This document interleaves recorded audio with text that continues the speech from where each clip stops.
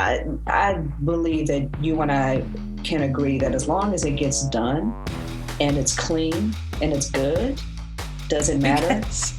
Squeegee Podcast Season 2. This podcast is sponsored by Blind Maggot, Magna Colours, M&R, Target Transfers, and Adobe Creative Suite. I'm Slim, one half of 8-Ball Imaging, along with my husband, Roy, and he's not here right now, so I'm the face. And usually if he is here, he's not on camera. Yeah. So, yeah, the running joke on our YouTube channel is that guy. So I usually just kind of show his feet or something like that. He's camera shy, so. Yeah.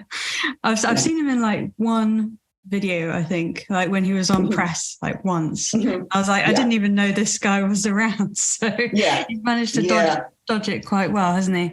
It's kind of like I have to sneak some shots. I have to sneak shots of him. So, could you tell us like how long you've been? I'm going to say like garment decoration industry, because I don't think you've been screen printing that whole time, have you? You just No, we haven't. We began in 2017, and initially we started off with vinyl, particularly because we weren't quite sure if we wanted to do the screen printing portion yet. And as our customer base increased, we said, okay, it's a little bit more efficient to do screen printing than it does, the vinyl. Yeah. And then, of course, also we do the rhinestones as well. So we began the screen printing portion probably about 3 years after we began in 2017. Mm-hmm. So it said, actually before that, in 2019, so 2 years. Yeah. So yes, we've been screen printing since 2019. Mm-hmm. So I think like from what I'm seeing of what you're producing, your customer base is like local people, and they're like mainly events and maybe small orders to do with. Are they designing it themselves, or are they kind of giving you an idea and you're having to take the designing on yourself because they might not have those skills? And then you're majority of them are just giving us the idea. Yeah. And then we take their vision and put our spin on it as far as the graphics are concerned. And yes, you're right. Most are local. We have done some work for people in Atlanta and St. Louis, California. So we have stretched outside of Detroit, Michigan, excuse me, but majority of our clientele is local. Yeah. Is that because you're such a specialist with the rhinestones, and that's something that you have to have patience and extra skills to take on? That's a good question. We have a lot of, majority of our clientele, again, is women or are women. And a lot of them do like the stone work. We're one of very few shops that offer that. So that's kind of a niche, excuse me, that's kind of a niche that's not, we didn't specify that to be a niche. It's just one of those things that So I believe that the rhinestone work is indicative of where we are. And because of that, we get more people who, request that work. As far as being patient with it, yes, it is a patient thing. But we also have, and that's kind of later down the line of one of our hacks of how we do our rhinestone designs, but it's not as difficult. Well, I guess for me, it's not that difficult to really do. It's more so when you're dealing with sizing. So there's different sizes of stones. So every design it's not a cookie cutter type process at all. Yeah. So the more intricate the design, the smaller the stones or the bigger the stones, and the colors. So we also do multicolor design work as well in stones. So and you combine, like with your clothing line, the Detroit, you're combining there with the one you're wearing. That's like rhinestones and vinyl, isn't it? Yeah. So you don't mind like layering up and just going, oh wait, I've got some ideas for that. I've got loads of materials that I can work with. So yeah, I suppose you're not like restricting yourself like that. No, we are always pushing the envelope, always trying new things. We pride ourselves on not just being basic. So we try to do everything to the next level and saying, you can have this and we can do this along with that. And we think that kind of sets us apart from some people. I think it must do, because like when I'm seeing the kind of stuff that you're producing, the only places that I'm seeing it locally for me is like the cheer community, cheerleaders. They're like massive into like rhinestones and stuff, but I could never even contemplate touching that work because of I just can't have no patience. I've just about got patience for weeding vinyl, but I definitely can't do rhinestones. But then I was looking at your pages, and I saw how you do it, and I didn't know it was unique to you, but where you like cut out where the stones are going to be, and then you pour all the stones on as like you've made yourself like a template. Is that something you figured out? Yeah. Is that your hack? Yes, it is. So that's the easiest way of doing it. When we're doing flat back stones, because there's a difference between flat back and hot fix. So hot fix are the ones that you use the press for, and the flat backs are the ones that you actually hand place with it's a rhinestone tool. Yeah, it's a rhinestone tool that picks up a stone, and you use a glue, and then you hand place those. Now, those are the ones that take a lot of time, and there's no template for those. But as far as the ones for the garments, that particular hack is making the template, and then that template can be reused over and over again. So it's not like it's a throwaway. Yeah, so the beauty of that is like once you make the template, then if someone wanted this particular design, but they wanted it in a different color, then we just brush in different color stones. Or we can make it 2-color, or we can make it 3-color. I mean, we can get as fancy as the customer wants. Yeah. Another thing that I can't get my head around with pricing vinyl jobs and one-off jobs in general is I always felt like when people were approaching me for that kind of stuff, like vinyl, I didn't know how to price it, because I had like the idea of a single color or a 2-color, and they might be different prices. But how do you go about doing it? Because it's labor intensive, the materials are expensive, and then you might be spending hours doing design as well. So in the end, one shirt might cost a lot, and I don't know how you go about figuring it out. We do use a calculator for all of our processes. So we have a specific vinyl calculator that we use. And we input on the back end what the material costs and what the size of the image will be. So with that information, it automatically calculates for us what the suggested charge would be versus what it would cost us to make it. And then, of course, factoring in our labor and what have you. So that calculator is a lifesaver, because in the beginning we were kind of just guesstimating, and we were like, this is way too much. And then, of course, with more materials, because as you know, all vinyl is not created equal. So you have the metallic, you have the puff, you have the this, that. And so all of those have different price points. And so that calculator was needed. We just plug that information in, and it shoots out the information that we need to price it. Yeah. Do you think people getting into garment decoration and using vinyl, it's quite easy to accidentally accumulate a massive range of vinyls and colours and textures and stock that's kind of like almost, it's not dead stock, but it's kind of sitting on your shelf and it's cost you money. And it's like, how do I use that up efficiently without just it? Because I've got a whole wall of it in my other room. And it's like, I can't throw it away. People give it to me for some reason. They just like dump it here. I don't know how to use it efficiently or keep track of it, or it is a lot. We in the beginning, again, like I stated before, where we're getting our feet wet, we were dealing with a local club. And so we actually just used their primary colors. And so we only had like 2 or 3 rolls of vinyl at the time. Now, a lot of it is from, our other clients who want so many colors and this, that, and the third. So yes, we have a plethora of inventory, but that's why we also offer that you can layer vinyl, and instead of just 1-color jobs, we, push the envelope. I don't know if you saw the other videos that we posted on Instagram. Yeah, we use all of those different colors to create a colorful shirt and different media as well. So that helps us use the materials that we have. Yeah. And then we do a lot of testing as well. on the back end of new materials. The one thing about vinyl, just like screen printing, there's so much new stuff that's coming out, and you want to try everything. Yeah. But what I like about vinyl is that it is malleable. It's a little bit more controlled. It's way more controlled than screen printing. Yeah. So, it's just a matter of just testing out everything that we have and just using what we have. And I mean, we still have vinyl from 3 years ago because we bought such massive rolls, and we're thinking, okay, everybody's going to buy this color, and then they don't. So we still have it. And so, we try to just use it. What people don't know is that vinyl does have a shelf life, though. And yeah. Oh, yeah. I'm like, oh shit, I've got so much. I need to send it.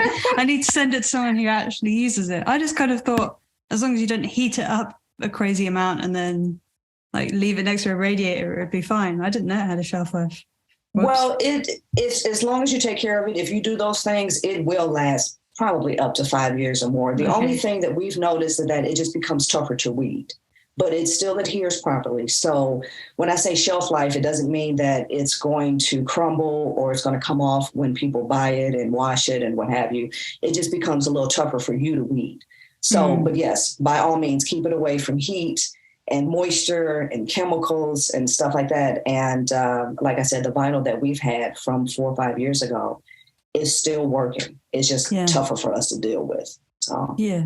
But there are some transferable skills from working with vinyl and working with quite complicated screen printing, because I saw in one of your tutorial YouTube videos, something that I actually messed up quite a bit is when you're layering up vinyls, like one of the layers might just shrink and then you've just completely ruined the shirt because you've heated, you're using heat and I don't know, is it the garment shrinking or is it just the vinyl layer shrinking? Is it both? The vinyl is shrinking. Well, a little bit of both, because just like in screen printing, when you kind of pre-press or preheat your shirt, it's going to shrink a little bit.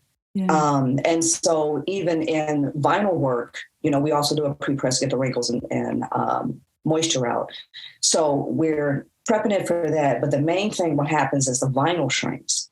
So that's why it's very important that when you're layering and using multiple colors, you only do like a 1 to 2 second tack, and you have to have a very good heat press for that. That's evenly heated and what have you. So yeah, it's all about the more colors you put down, the shorter the tack has to be, because every time you press again, you're pressing that vinyl that you've already put down. Yeah. So that's getting another press. Then you put in another color, so on and so on. So yeah, I've never thought of that. Just give it a second, just to like locate it instead of making it fully adhere. I hadn't thought of that. But the other thing is, you to compensate for the shrinkages and stuff, you were putting like traps and like strokes and things on the layers in exactly the same way that you layer up, your different layers and colors for screen printing. So correct. I suppose you found that quite easy to transition into screen print because you had all those skills. Yeah. Correct. Right. So a lot of the designing techniques that we picked up from the vinyl side made it easier to transition over to screen printing, because like you just said, it really is the same thing. And I plan on doing a video expanding on that, showing that, the trapping and the spreads and even the choking sometimes, because vinyl even requires some choking. It depends on if you want the shirt to come through as an outline and what have you. Yeah. But really, they cross over a lot between screen printing and vinyl. Yeah. Have you found that now you're doing screen printing, you're accepting jobs that you would have turned away when you were just doing vinyl because of like how many the people were ordering, like the order quantities? Or have you never really turned a job away like that? You're just like, nah, I'll take it on whatever the application. I would say yes and no. In the beginning, like always, we're excited about the screen printing. And so, we took on jobs that were smaller than necessary. Yeah. Mm-hmm. And then once we realized all of the work that goes into it, then that's when we created our minimums. Mm-hmm. So with that being said, we have a lot of our clients are more individuals and maybe small organizations. I take that back. Are individuals and families. And then when it comes to the organizations, we push them to the screen printing because usually they want to order more. But a lot of our other clients, they may be smaller and they don't meet the minimums. And so what we're going to charge by them not meeting the minimums, we try to help them save money. It's like, this is not beneficial for you, screen printing. Also depends on the design. So, because as you know, everything can be screen printed, but everything cannot be in vinyl. So, well, everything that you're doing like 6 colors with everything. I haven't seen anything that you wouldn't be able to achieve with vinyl. Maybe like color blends and realistic photos and things like that. I suppose, what would you do with photos? You'd just kind of like bring the threshold up and do them as a silhouette or something like that with vinyl. If we were to use the photo in vinyl, we would vectorize it. So it would look more like line work.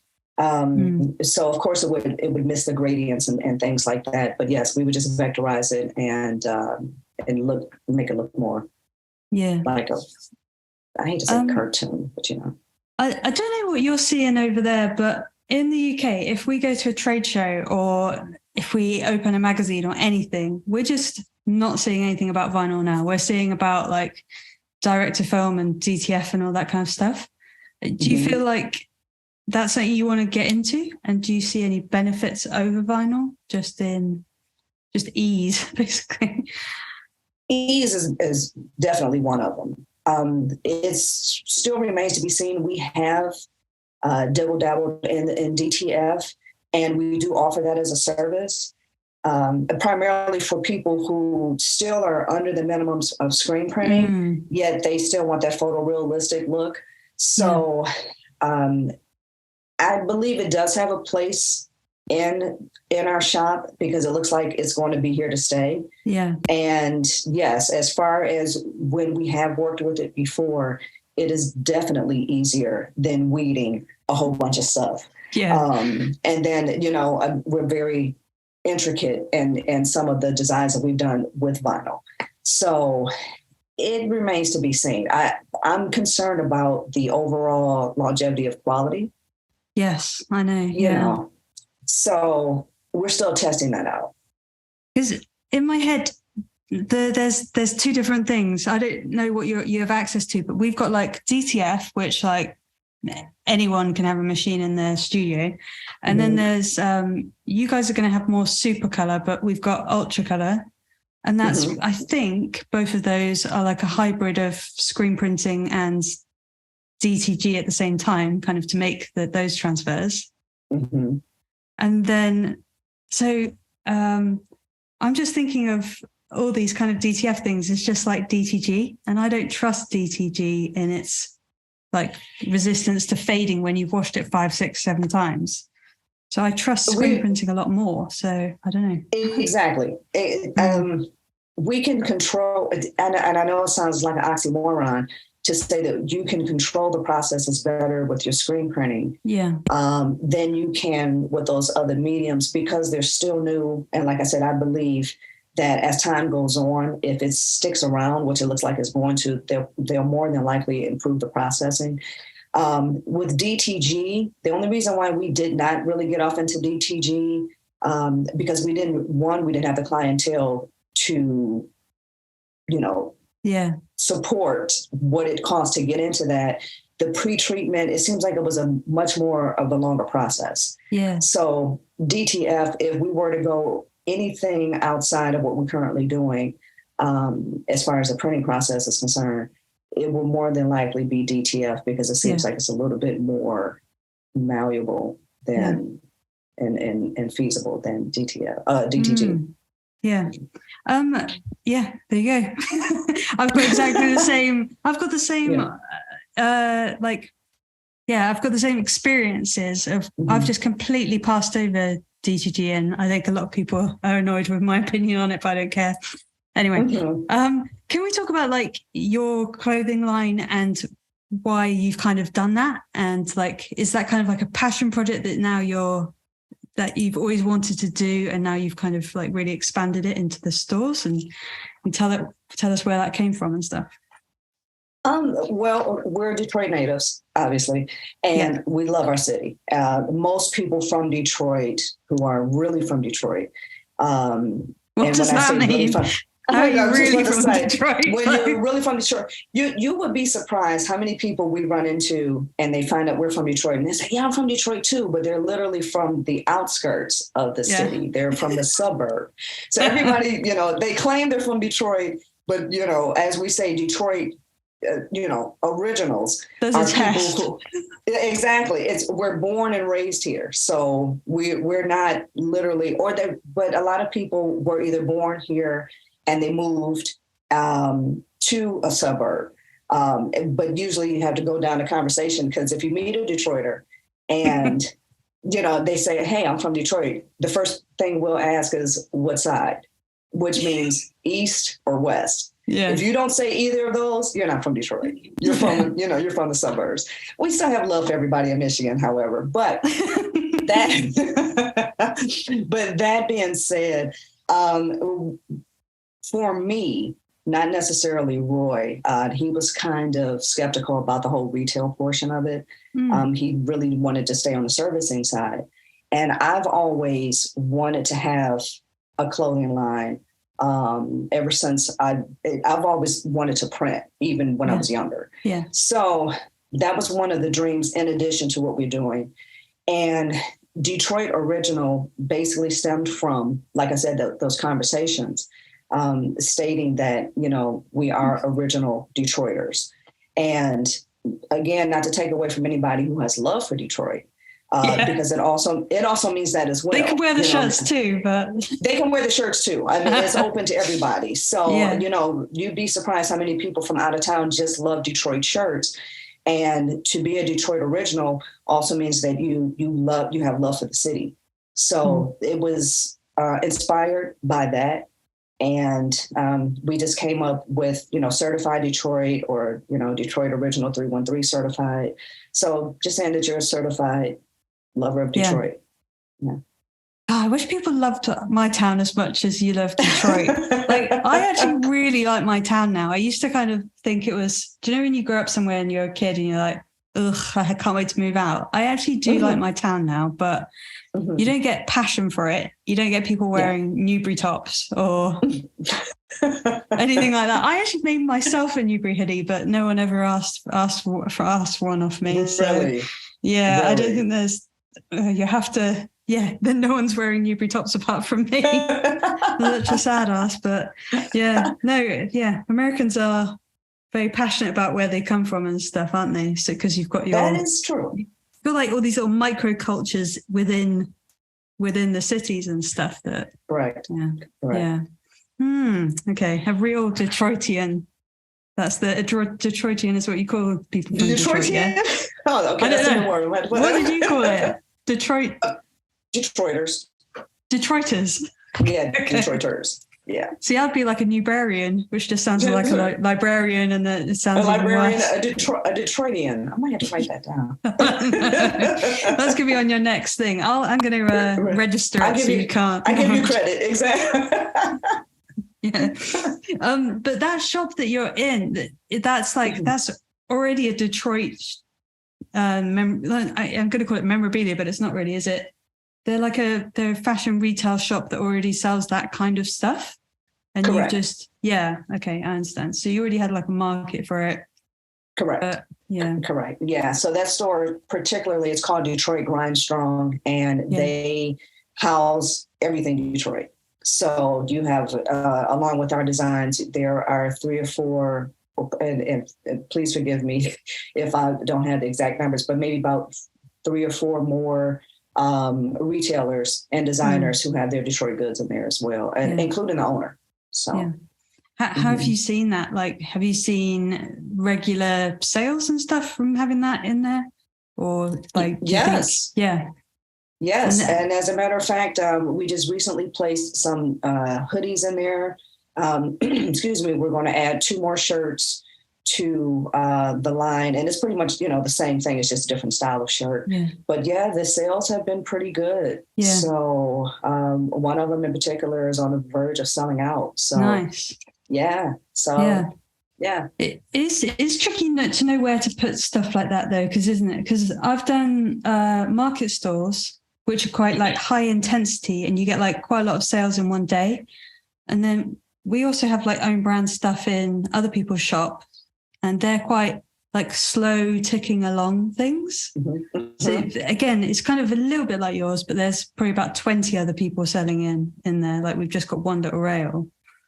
Yeah, the competition is great. Yeah. Have you ever done like market stores? Because I know we were talking about like live printing in like a chat on our Instagram once, but have you actually like gone out on market stores and figured out live printing yet? No. And we were looking into that around COVID. And unfortunately, we all know COVID happened. So that put a pause on everything. So as the world started opening back up, we entertained it. As you know, we have to get more equipment for that because we can't take our big, massive beast screen printing machine down there. So that's another investment that we have to consider. And we were really deciding on whether or not we want to do that or if we want to go directly into embroidery, which is our next move. So it's just an either or. It's tricky. Yeah. We only managed to do it. Yeah. We only managed to do it because we got a grant and we like made the grant proposal the fact that we're getting this kind of live screen printing event space. So that brought out all the gazebo and all like the single press and all that kind of stuff. But yeah, it's tricky to know whether you'd get your money back on live printing unless because the way we thought about it is live printing will attract people to your stall and sell more shirts. But then when we actually didn't have live printing 1 week, we sold a lot more shirts. And the idea, I think, is that we were scaring people off by them going, like seeing the press. And some people were interested in it, but some people were like, oh, no, not for me.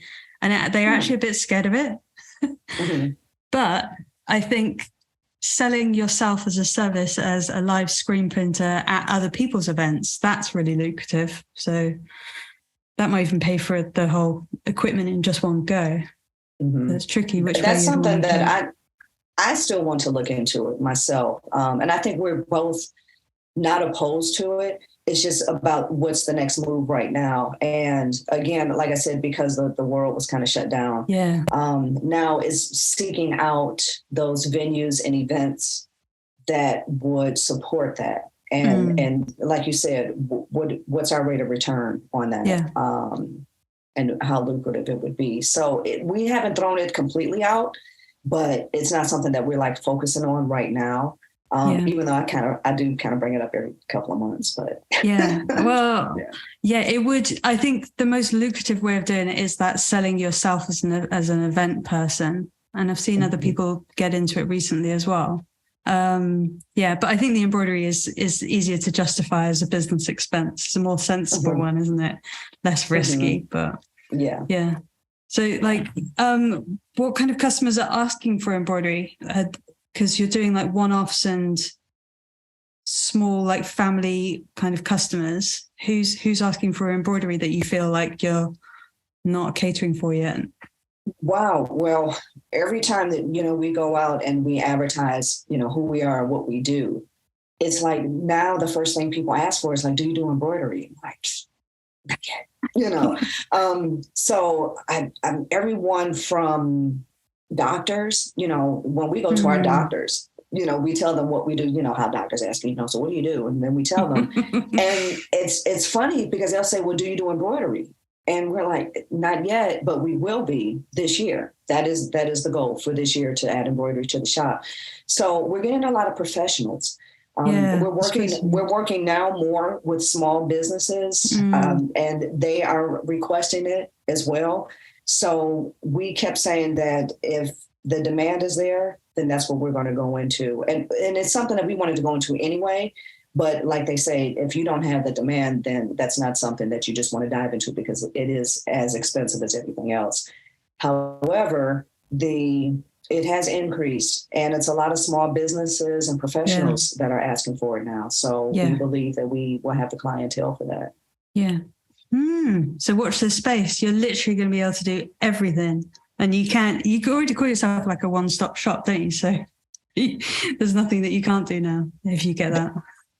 Pretty much. We are the one-stop shop, and it's just the two of us. The other goal is to eventually add employees, but the other processes, we pretty much are solid on. We want to increase our screen printing capabilities to simulate a process. So we want to elevate that as well. But as far as embroidery is concerned, adding to it, the one good thing that the research that we've done is that if you know how to design in your software for one thing, it pretty much kind of transfers over to the next. And I do not at all want to take away from embroidery, because I hear that the learning curve is pretty great. However, the designing portion of it. I didn't see it. Because you just send it away. I don't know. Because I just you even get they can give you an image that's not even good, that you would normally go, I'll send it to a vectorizer. But the people who do the digitizing to make it into an embroidery file also do vectorizing. So they clean it up, then they send it back to you, you load it in, choose the colors, and that's it. See, and that's the key from what we understand. The digitizing portion, you have to have somebody good. So if you found someone that does your digitizing very well, kudos to you. That's one of the things we're kind of real meticulous about our designing. We like our stuff very clean, and that's what we're known for. Our designs are very clean and very precise. So not to say that there's not a digitizer out there that can't appeal to, our standards, but we like to do a lot of the stuff in-house. We like to keep that control to make sure that we have the quality that we're known for. So the only test that I did was I had the same design and I gave it to 5 different digitizers who all offered your first free design. The first time you test with them, you get it for free. Okay. Ran all of them on the machine and then looked, this one ran the best. It looks the neatest. They've actually done some proper work. And he's been my digitizer for years. That's the only testing I did. Just free trials. You're the best. I'll keep you. That's it. So now, is it somebody local where you are? No. He's from India, and he does our vectorizing as well. Okay. KK, that's it. Okay. But are you thinking about bringing that in house? Because that sounds like a crazy skill to get your head around. But maybe I'm overshooting on how much work it is. But that's another thing that remains to be seen. That's the idea, that we want to bring it in-house and control it here.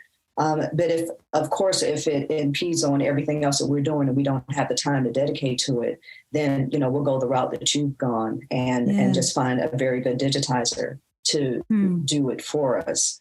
And eventually that would be the goal as well, to bring in a full-time, graphic designer and someone who can do that, so that can free us up to do the other things that we need to do. Because like I said, right now, it's just the two of us. So everything from designing all the way down is the two of us. Yeah. Can I ask you what your unpopular opinion is in the screenprint industry? Did you see that question? I did. This is my favorite now. So I'll see. Yeah, I watched your previous podcast and, checking out some of the other participants' responses, and they were very good. I had to narrow mine down, a couple. And not that I had options. I had options. I had options. But let me say, I love this industry. It's very tight knit. And we've met some great people, such as yourself, either online or either in person. And so I love the community, and it is a love-hate relationship a little bit sometimes. And I say that because, when you're dealing with veterans, if you will, they are slow to teach, but quick to critique. And I find that there's a lack of information to really share with new and upcoming screen printers for whatever reason, aside from the YouTube videos and people such as yourself and others in Facebook groups who are sharing that information, the more hands-on classes is what I'm speaking of locally. Yeah. Yeah. So if it wasn't for Facebook and for YouTube, for people who want to get into this industry, it would be very difficult to, hone your skills or to even know where to start. So I think my biggest issue is to offer more hands-on locally where everyone, resides, the veterans, to teach the young pups, pass the baton and don't be afraid of the competition, because there's enough at the top for everybody, I feel. So, and our clients may not be your clients and vice versa. So, but if you're going to critique, and when I say critique, I'm not saying helpful. I'm saying just being straight up nasty and being critical. Then, okay, you told me the problem was the solution. My second is a lack of representation of women in this industry. I believe that there are more women that are screen printers and are garment decorators who are not considered crafters, but are considered legitimate, professional. And when I say legitimate, because I know how the internet is, I am not taking away from people who craft. Okay. That is not what I'm saying. What I'm saying is in the screen print industry, women are not taken seriously enough. And we are not visible enough. And so I would like to see that increase as well, so. Yeah, like that's what kind of got me the other week. I'm looking at who I'm interviewing, and the majority are men, and I'm just like, okay, there has to be more women. So that's why I did that post, because I was like, guys, can you just come and just make yourselves apparent or nominate other people? And that's where you put your hand up again, and I was like, yeah, of course. But I was trying to go for you just, I'm not seeing it. I'm seeing lots in art and flatbed printing and that type of thing. And then again, what you said with people who are called they call themselves I don't know if they call themselves or if other people call themselves it's silhouette mums, where they've got a silhouette cutter and they're doing it at cricket home. moms. Cricket moms. Yeah. So that's fine if that's what you're doing, but that's not it's like you're going into a premises and opening up as a business, it's kind of like a side hustle kind of area of the industry, I feel. I don't want to be offensive either, but I know what you mean. But we have seen Print Girl Mafia come up recently, and then the editor of Screenprint magazine, she's gotten awards together, hasn't she? So she's trying to highlight more women in the industry. But I've seen that. Yes, I've seen that. And I think that it's so cool that they've offered, they're highlighting the women in the industry. But once again, it was only so many. And it's but it was exciting to see because, again, they don't get the exposure. And if it wasn't for this magazine, we wouldn't even know that they existed. Yeah. So to see that was really cool, and that they're giving the accolades to the women in the industry. Yeah. But I've done research, and I've actually looked up the specs of who's in the industry and what have you. And it is a male dominant industry. It's 70% of screen printers are men. So why is that is the question. Yeah. Is it do women feel because it's a manual process that it's a manly thing, or are we being isolated from it, or, what is it? So it remains to be seen as in regards to, how we're going to move forward and really, put our exposure out there, because there really are more of us than not. Yeah. Well, I'll keep digging at it as well, because it does it's on the back of my mind all the time when I'm trying to always pick a variety of guests, and then just finding people who aren't too shy to come on or anything. That's another thing. I've approached quite a lot of women, and they're actually, no, the men are shy as well. No, I think shyness is both. You'd be surprised at how many really big shop owners are too scared to come on a podcast, and they're literally saying the reason is because they're too scared. Yes. Yes. Yeah. That's one of the things in regards to like our marketing. Yeah. Honestly, from what you've seen, you wouldn't think that I was shy, but I am slightly shy. So it's just getting in front of the camera. Like my mom said, just be yourself, just be who you are, and the people will come. So it just do what you do. So, but yeah, being shy is I'm sure is one of the things. So yeah. Okay. Well, anyway, hopefully if people are listening to this and they are female screen printers and then they're not feeling represented, just literally DM me and let me know about yourself so that I can get you on and carry on representing, hopefully. Yeah. Yes, I'd love to see it. Can you tell me about, like you're saying about him being in front of the camera and stuff? Like I've seen you do videos where you're like popping to music and dancing but like it doesn't seem like you're not confident in front of the camera. But why are you choosing to spend time doing like tutorial videos on YouTube? Like, is that just to give back to the community, or are you building like some content on YouTube that you want to expand on more in the future, or where are you going with that kind of side of it? Definitely to give back, because, like we were talking earlier about teaching. So we've learned a lot from YouTube, from Facebook groups and things like that. So why not take what we know and give it back to, and, whatever spin we have to put on it and give back to people who would like to know as well. So a lot of it is educating. One in particular was from customers when they asked us, what was the difference between vinyl and screen printing?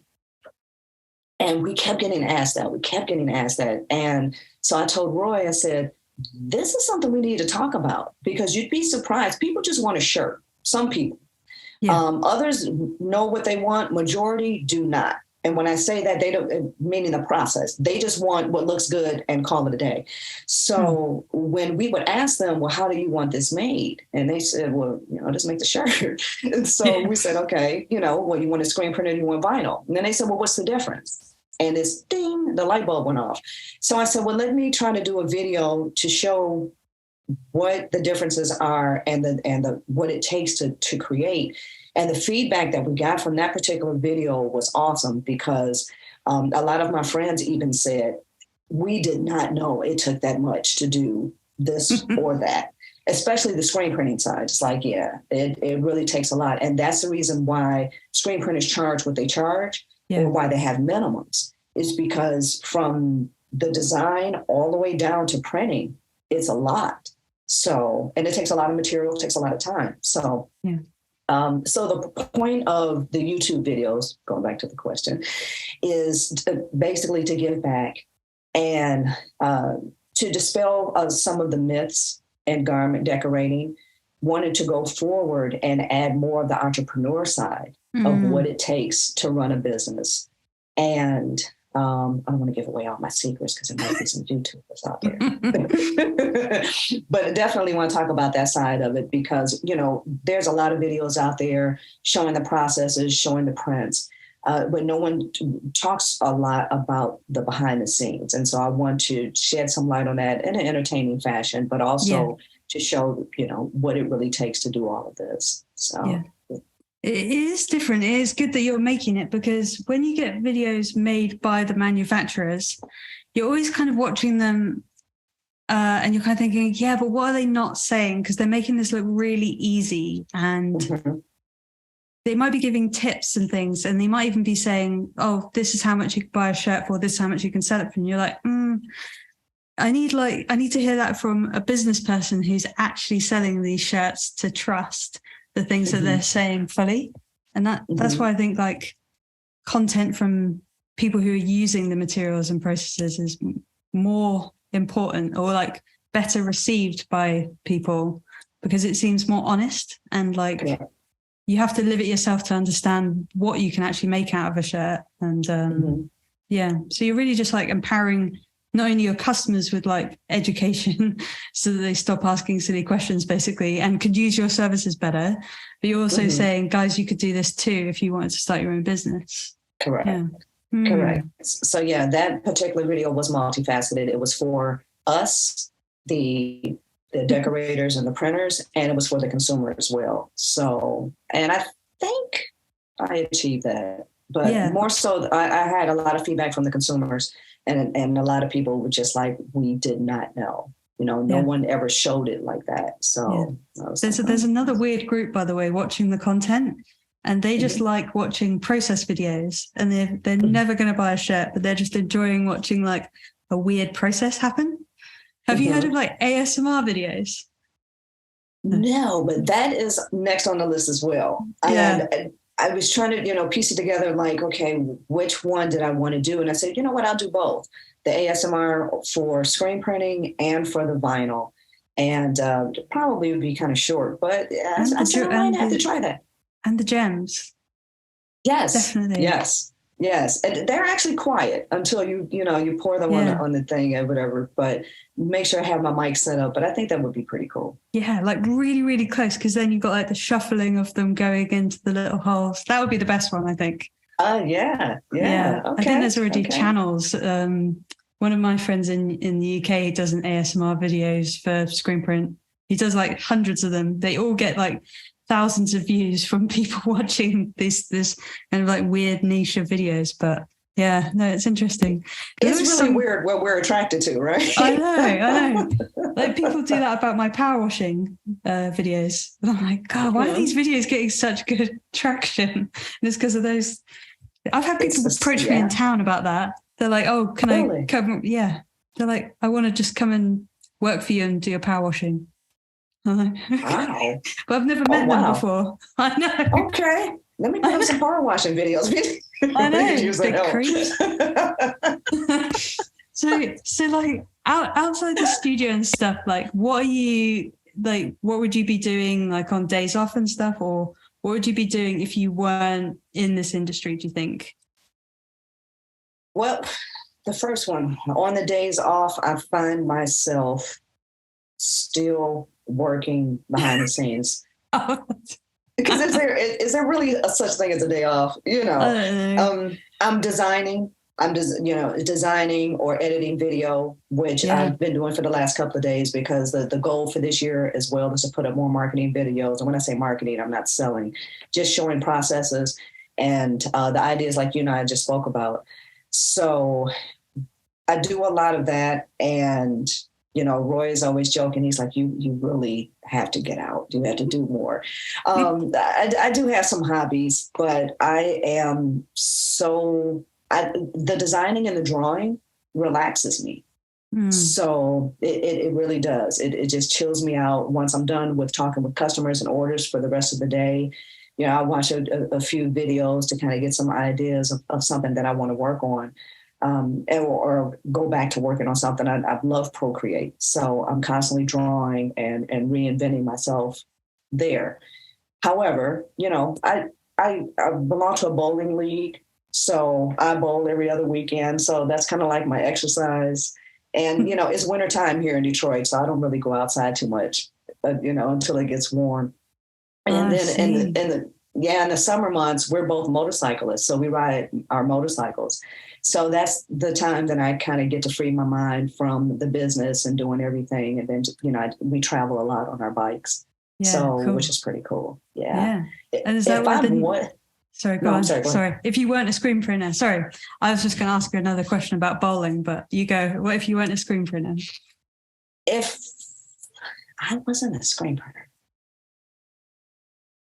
I probably would have continued pursuing my background in videography and photography. So Roy has a background in photography and I in videography. And when we first began dating, some 10 years ago, we decided that we were going to try that as our first business. So I'm pretty sure we would have stayed with that. Yeah. We abandoned it, and when I say abandoned it, we just didn't really go into it like we do in our business now. One of the reasons is because was the equipment prices. We were like, oh, we got to get this camera, this and not knowing that once we got into the screen print business, it was basically the same. None of it is inexpensive. None of it is cheap. So inexpensive is one thing, but cheap is something else. So But we found our passion here. And so we've taken the skills that we had from the other and just rolled it all into here. But I definitely would have been more involved in videography. Yeah. And my first feature film. That was a dream. Yeah. Your first feature film. Yes. Sorry, what was that? Your first feature film? My first feature film. I would have been working on that. Ah, cool. Well, it's something you could still do, isn't it? Because you've still got the skills and you've still kind of been like working on your editing and things. So it's not like you've lost that skill set. You've just kind of like pulled it in a different direction to help you with this new business. Correct. Correct. So is 8-ball imaging from bowling then?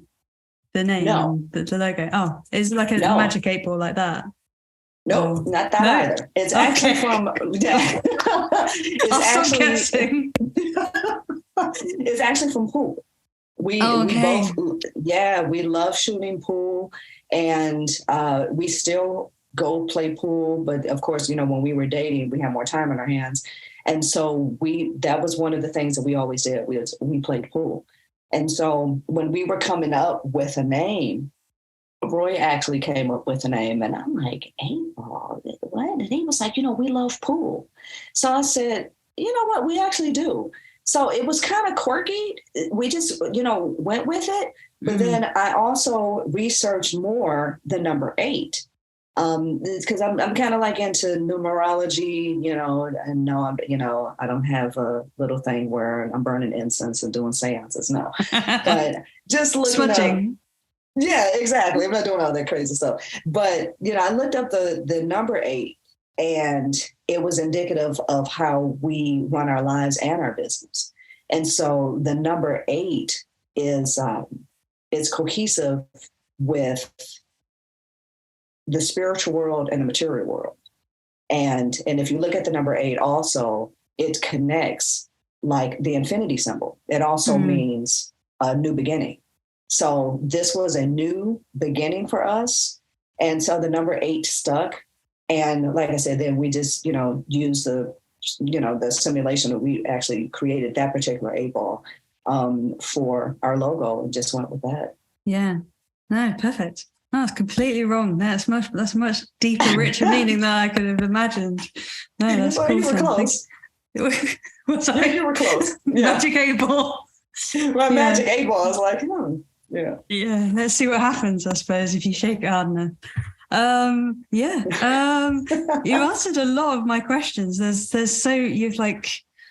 just you've taken on so many roles in the business, but also like gone off on tangents with the video editing and stuff that a lot of people haven't prioritized in their businesses. But are you seeing like more in the industry where people are doing their own videos and they're almost like little videographers, aren't they? Like, have you seen screen printers now? They're just producing these like incredible video content, and it just seems to be more and more important. But I was just thinking, like, how are you going to be using your video content like more? Are you going to focus on like YouTube shorts and things, or are you going to, because you've kind of like dipped your toe into TikTok? Do you still think that's got value as a medium? Or TikTok, I have a love-hate relationship with TikTok, particularly because I don't see them being equal across the board when it comes to creators. And a few of my videos, they went back in the archives and muted them. And I'm like, why? What? And because of music. And so, because of music. So I don't know if it's based on the level of followers because I had like 1,001 ideas for TikTok. I was ready for it. And when I saw that they were muting our videos for popular music, and then they were offering, businesses this, I call it Casio keyboard music. Yeah, it's like, I was like, it sucks. So I was like, I don't want to use that. That's not who, I can't dance to that. I can't, do something really clever with that. So I kind of, I deal with another music source that has some pretty good music. It may not be the most popular music or what you hear on the radio, but they really have a good sound library, which is called Epidemic Sound. Yeah. So I'm kind of going back into TikTok now, but the shorts, from what we understand, trying to understand this whole algorithm thing, the shorts seem to be working a lot better than long form. I'm noticing that people's attention spans are just, becoming shorter. And so now the challenge is editing down to a short, but getting the same amount of information out. You're bloody good at it with the minute time. Yeah, because is that where the 2-minute Tuesday? You said it so quick. I actually had to look back at what you said because you said so. Introduce that Tuesday thing, and it's like everything's got a T in the beginning. Oh, the 2-minute Tuesday tutorial, tools, tips, and tutorials. Yeah, it was like, what? Tips, tools, tutorials. Like, how did she just say that? Like, and then that's the intro. And I was like, well, I've got to watch this now. Yeah. But that must be like, coming from having to like concentrate all the information down. Exactly. So trying to just cut it down in little small bites. And that was a challenge. But again, my mother, the industry that she worked in, she really helped people to get their messages across. And so she was also a designer, not in the garment industry, however, but she, I always bounce stuff off of her. And so she says, okay, well, this is what I'm going to tell you to do. Tell them the who, what, why, and where. I don't know what the order is and how. And just shrink it down, get to the point. And I'm noticing that those shorter videos are more attractive. And I want to do longer form. And maybe I'll, segue from the short form. And if you want to know more, here's a longer version of it to show more of the processes and maybe answer some of the questions that are not answered in those shorts. But I have noticed, those shorts are something else. So, yeah. And there was definitely a right time to get in with them, because when they first introduced YouTube Shorts, we spent an entire morning just trying to upload it, and it was unbearable to use as a platform. So now they've kind of copied TikTok, because TikTok's like, opened up this whole short form algorithm thing that's really good. And then they've just copied that, which is so much easier to use. But then there is the avenues for like monetizing it, but also, again, what you just said, like using it to just guide people over to your long form. I think a lot of people are going to move from Instagram Reels over to YouTube Shorts this year as like a huge trend, because it's just got so much better. It is definitely an uptick, but the beauty of all of them with Reels, TikTok, and the Shorts, what makes it easier for us who are uploading videos is that, once you create that vertical video, you can cross post on all three of them. And so that's the cool part, provided, all of them have music restrictions right now. So, it's, like I said, it just makes it easier to do. But the Reels seem to still be popular. Yeah. We started getting more into the Reels portion.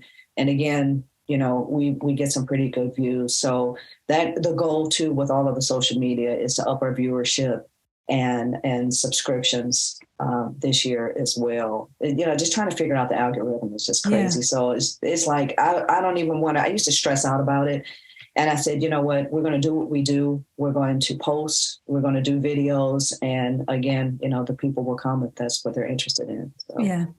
There's something you just said, like, oh, you could post it across all the platforms. Like, I'm a bit mad at TikTok as well now, just because I'm bored of it.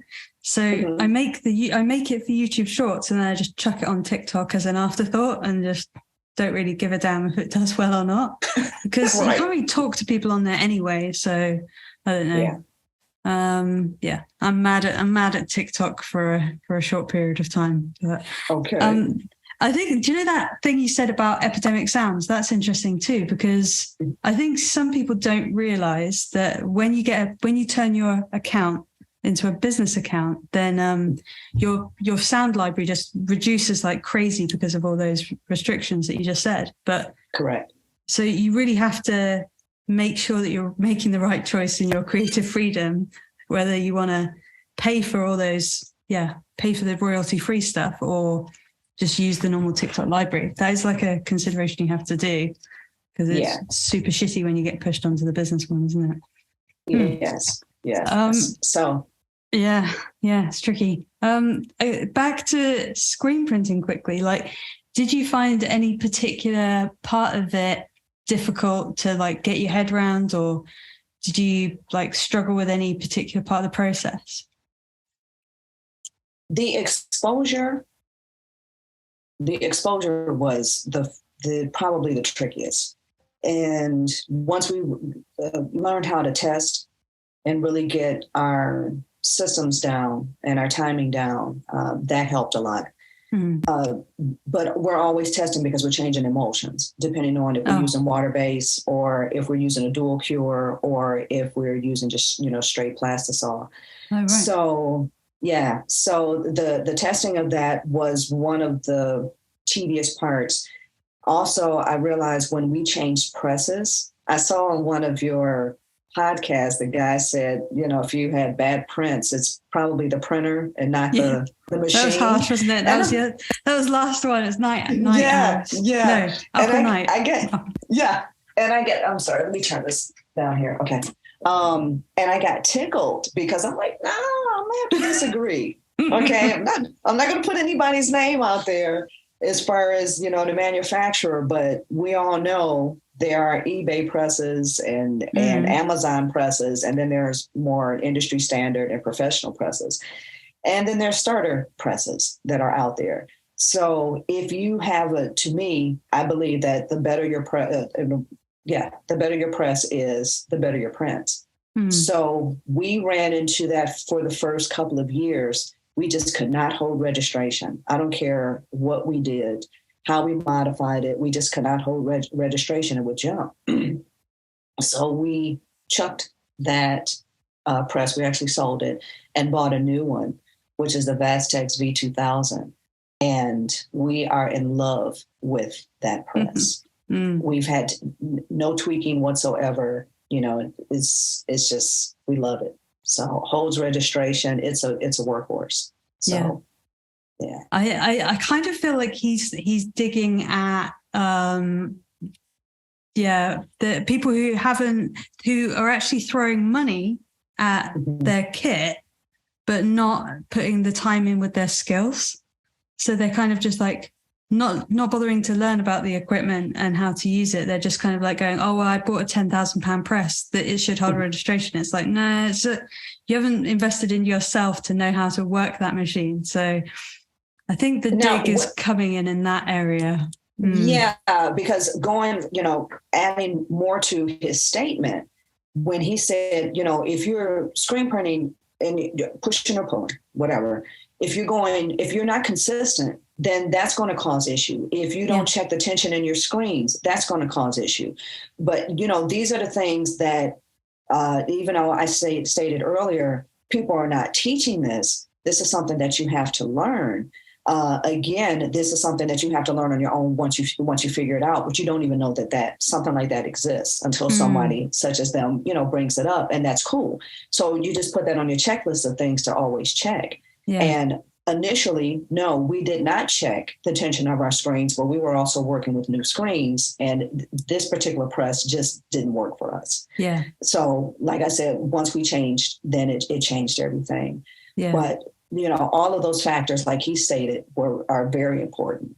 Is the consistency of everything. So yeah, I basically spend my whole day. I would probably say half of my day is troubleshooting new screen printers problems, and the main thing is actually they've got a new screen, but they're using a tiny screen and a massive squeegee. That's the main one. Genuinely, if I say like, how big is your squeegee? And then I write down how many centimeters wide it is. And I'm like, okay, measure the inside of your screen. And they're like, oh, okay, it's 2 centimeters wider. I'm like, that's it. 100, like most of the time. Because they're just forcing the crap out of stuff that doesn't fit inside each other. And yeah, they don't know that there's so many variables that can go wrong. They just don't know which one it is. But it is normally just a little tiny, or just a couple of little shifts, and then they're having a brilliant time. And they don't call me up again. So it's good. If they stop calling me, I feel like I've solved a lot of the questions. But right, yeah, yeah. And that's just like, we didn't know about the term called, I think, is it screen drag? I don't believe in screen drag. Go on. What is it about? Not on what some people call it. They blame misregistration on screen drag, and I'm like, go. So say what yours is, because I don't want to be antagonizing. So, well, let me ask you. So you don't think it exists at all, or? I do, but I think some printers blame the way that they haven't figured out how to register screens on this like thing of screen drag. Oh, okay. So no, the one that I was speaking on, or the one that I saw, they say that one way to achieve, or the reason why you get screen drag is mainly because, like you said, the squeegee. If your squeegee is, I think, too big and your graphic is this small, but your screen is this much, then you're using too much pressure for that small area, and you're causing the mesh to bow. Or to, so, and that could have been an issue, but normally, we match up our squeegees to the size of the image, but that's the first time we've ever heard that. And it's like, oh, okay. No, I do get that one. I think I just got triggered because someone came up with screen drag as the reason why all his prints were shit recently in a video. I'm like, no, it's just the last 20 minutes of the video that I watched. You butcher this whole process. Oh God, it does rile me up. But I never comment on. That's something. Do you know how you said, like, if you haven't got anything nice to say, don't say anything. Mm-hmm. It's just like, just leave it, because if no one's actively asking you for help, just shut up. I think maybe. I don't know. Yeah, it's not like I said. I don't think people don't want the help. Or the critique or what have you, provide your solutions. I've seen you respond on certain people's things when they're asking you guys questions, and you're very thorough in your response. So I think it's how you respond. Some people just come on and say, your print is shitty. And then that's it. They're ghosts. And they're gone. I hope I can say shitty. But and then they're gone. So they don't tell them why it's shitty. Well, what should they do better and what have you. And it's just like, they just giving it a thumbs down and moving on. And you're just sitting there like, I'm a loser. So this. Surely people are having like hard enough time just living. You don't need someone to come over your shoulder and say that shit. I have had people like say, do you always get the critique about the pushing and the pulling, but there's something that I realized recently is there's a couple of things with pushing and pulling is like this stupid argument that goes around in screen printing. First of all, one argument that one guy tried to tell me was like, if you push, that's not what automatic screen presses do. So you're wrong by default. Like that's his definition. But M&R have a press that pushes and pulls, does whatever you want. So they wouldn't design an automatic screen printing press that prints in either direction if there was anything wrong with the direction of the print. So that's my first one. And the second one is sometimes you just can't, if you're a small person, I'm only like 5'3", I can't reach that end of the screen and pull the ink through in a nice way where I clear the mesh in one go. Because I'm not a giant, so I just physically can't pull a huge, massive, oversized T-shirt design. So there's a physical impossibility. Well, they don't call me slim for a reason, for no reason rather. So, I'm kind of tiny. I'm maybe an inch taller than you. And so when it comes to images that need to be pulled, Roy does that because he has the strength in that, my little wrists, even with a brace on because I have carpal tunnel, it's difficult to do. And instead of fighting, and I've tried it and I still try it, try to get my body acclimated to pulling, but it's easier for me to push. Yeah. It's easier for me to push. And I understand that there's a place and time for everything, but I believe that you and I can agree that as long as it gets done and it's clean and it's good, does it matter? Yes. I don't know. Does it matter? You're not going to get a shirt that I've pulled here and pushed here and be able to tell the difference in the end quality. You're just nitpicking on technique that you haven't got your head around. It's absolutely nuts. I don't get it. Yeah. Oh, it's kind of like the comments on that.